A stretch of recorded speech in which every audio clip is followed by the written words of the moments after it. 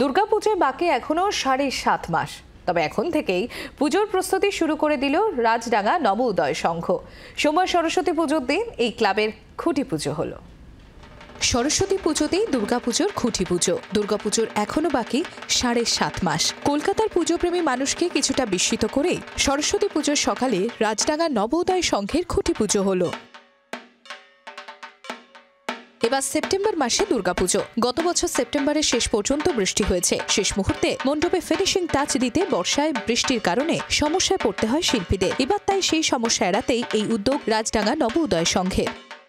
কাজটা যেহেতু জটিল এবং পুজোটাও এগিয়ে আসছে অনেকটা, যার ফলে সময়টা একটু বেশি লাগবে প্যান্ডেলটা বা কাজটা করার ক্ষেত্রে। এই জন্য আমরা একটু এগিয়ে নিয়ে এসেছি। আমরা অন্যান্যবার রথের সময় কাজটা করি, কিন্তু এই বছর আমরা সরস্বতী পুজোর দিন এই কাজটা শুরু করলাম। বাগদেবীর আরাধনার দিনই খুঁটি পুজো হয় খুশি শিল্পী থেকে থিম মেকার সকলেই।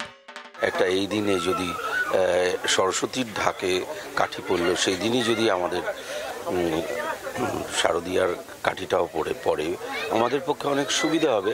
বাড়তি সুবিধা তো অবশ্যই, যে আমাদের যে সময়টা দিতে হয়, যে শেষ সময়ের যে একটা আমাদের ভীষণ চাপ পড়ে, সেটা অন্তত পক্ষে আমরা গুছিয়ে করতে পারবো। মাঝখানে অনেক কিছু আছে যেখানে এই টাইমটার মধ্যে আমি কাজই করতে পারবো না। যেরকম হতে পারে অনেকটা আগে পুজো চলে এসছে, তারপর বিভিন্ন রকম আমাদের যেহেতু এটা দুর্গা পুজোর একটা, তার মাঝখানে অনেক রকম মাসকে আমরা ধরি, যে মাসগুলোতে আমরা কোনো খুঁটি পুজো করতে পারি না বা আমরা শুভ কাজ করতে পারি না।